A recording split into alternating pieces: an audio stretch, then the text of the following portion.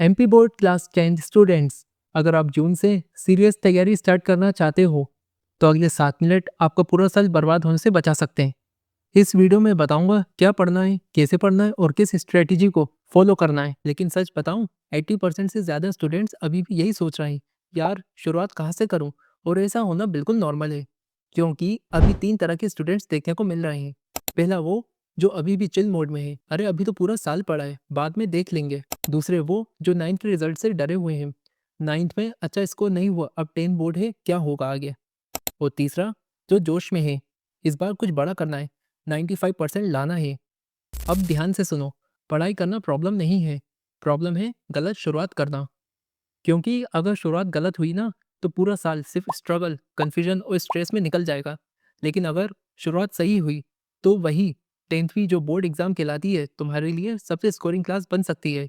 तो अगर तुम जानना चाहते हो कहाँ से शुरुआत करें, कौन कौन सी बुक्स चाहिए, रोज़ कितने घंटे पढ़ना है, 95% स्कोर करने का रोड मैप क्या है, तो ये वीडियो सिर्फ तुम्हारे लिए है।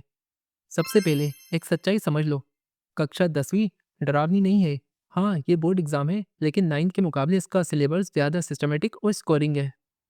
अगर स्मार्ट तरीके से पढ़ाई की तो शानदार स्कोर आ सकता है, लेकिन याद रखना, hard work plus smart planning is equals to topper result. बिना प्लान के पढ़ाई करोगे तो बिजी रहोगे, लेकिन प्रोडक्टिव नहीं।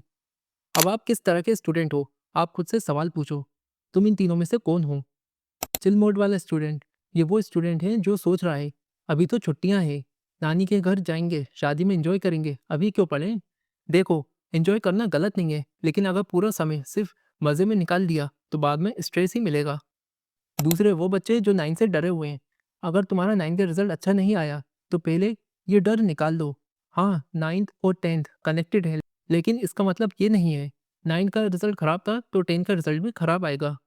फ्रेश स्टार्ट करके 95% तक स्कोर करना बिल्कुल पॉसिबल है, तो डरना बंद करो।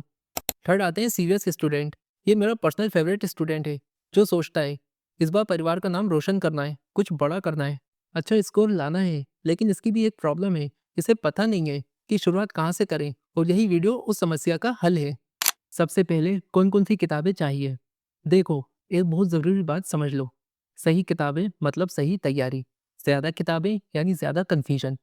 बहुत से बच्चे यही गलती करते हैं, मार्केट से 10 किताबें खरीद लेंगे, पीडीएफ डाउनलोड कर लेंगे, हर जगह से पढ़ना शुरू कर देंगे, और result confusion, stress, zero clarity. इसलिए लिमिटेड रिसोर्सेज रखो, जिसमें फर्स्ट है एनसीईआरटी। एनसीईआरटी तुम्हारी सबसे बड़ी ताकत है। अगर मैं आसान भाषा में कहूँ, एनसीईआरटी तुम्हारी तैयारी की बैकबोन है। इसकी हर लाइन इंपॉर्टेंट है। क्यों? क्योंकि बोर्ड एग्जाम का बेस यहीं से बनता है। इसलिए चैप्टर ध्यान से पढ़ो, एग्जाम्पल समझो, चैप्टर के एंड में जो एक्सरसाइज है उसे सॉल्व करो, इंपॉर्टेंट पॉइंट्स हाईलाइट करो। एनसीईआरटी स्ट्रांग रहेगी तो स्कोर भी स्ट्रांग रहेगा। सेकंड आती है एमपी बोर्ड की कुछ एक्स्ट्रा बुक्स। अब सिर्फ एनसीईआरटी काफ़ी नहीं है, टॉप करने के लिए तुम्हें ऐसी बुक चाहिए जो एमपी बोर्ड के एग्जाम पैटर्न समझाए, जैसे परीक्षा अध्ययन, परीक्षा बोध, केशव, या कोई अच्छी एमपी बोर्ड की गाइड। मैं अपने चैनल पर क्लास 10 की सोशल साइंस और इंग्लिश के साथ परीक्षा बोध और परीक्षा अध्ययन भी टीच करूंगा। अब परीक्षा बोध और परीक्षा अध्ययन क्यों ज़रूरी है? क्योंकि ये बताएगी किस तरह के क्वेश्चंस आते हैं, इंपॉर्टेंट टॉपिक्स कौन से हैं, एमपी बोर्ड किस पैटर्न में पूछता है। थर्ड आते हैं प्रीवियस ईयर के क्वेश्चन पेपर्स। ये गेम चेंजर हैं। कम से कम पिछले 5 साल के पेपर्स अपने पास रखो। क्यों? क्योंकि इससे समझ आएगा किस तरह के क्वेश्चन रिपीट होते हैं, किस चैप्टर से ज़्यादा क्वेश्चंस आते हैं, आंसर राइटिंग कैसे करते हैं। और सबसे ज़रूरी, प्रैक्टिस बढ़ेगी। एक गलती बिल्कुल भी मत करना, ज़्यादा बुक्स का मतलब ये मत समझना ज़्यादा सक्सेस। ये मिथ है। असल में ज़्यादा बुक्स का मतलब होता है ज़्यादा कन्फ्यूजन। इसलिए 2 से 3 ट्रस्टेड रिसोर्सेज काफ़ी हैं, जिसमें एनसीईआरटी, प्रीवियस ईयर से क्वेश्चन पेपर्स, परीक्षा बोध, परीक्षा अध्ययन। अब सबसे इंपॉर्टेंट बात, रोज़ पढ़ाई कैसे करनी है। अगर तुम अभी शुरुआत कर रहे हो तो सीधे 5 घंटे पढ़ने मत बैठ जाना, धीरे धीरे पढ़ो। अपना टाइम टेबल बनाओ और धीरे धीरे जो पढ़ाई करने का टाइम है उसको बढ़ाते रहो। 1 घंटे से स्टार्ट करो, फिर 2 घंटे, 3 घंटे, 4 घंटे, ऐसे धीरे धीरे 5 घंटे तक लेके जाओ अपनी पढ़ाई का टाइम।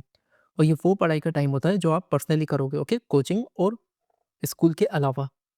जब क्वार्टरली एग्जाम यानी first term, second term, third term जो होते हैं, तब तक वो आएंगे, तब तक तुम एक स्ट्रॉन्ग रूटीन फॉलो कर रहे होगे अपनी स्टडीज़ के लिए।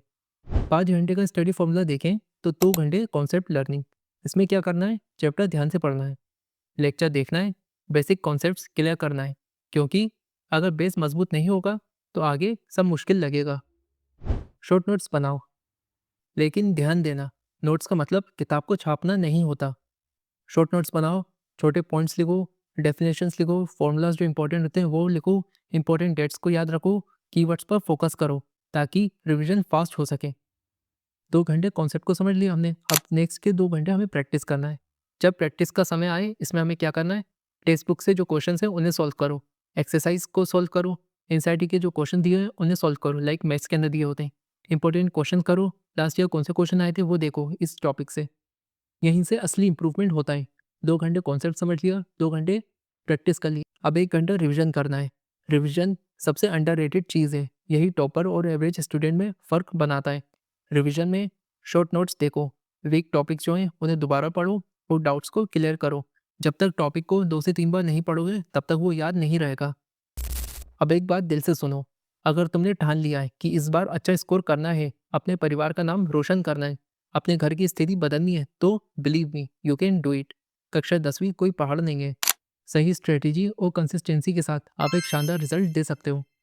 अगर ये वीडियो हेल्पफुल लगा तो वीडियो को लाइक करो, अपने दोस्तों के साथ शेयर करो और चैनल को सब्सक्राइब करो, क्योंकि आने वाली वीडियोस में मैं बताऊंगा टाइम टेबल कैसे बनाना है, सब्जेक्ट वाइज स्ट्रेटेजी को कैसे फॉलो करें, नोट्स कैसे बनाएं, 95% लाने का पूरा ब्लूप्रिंट।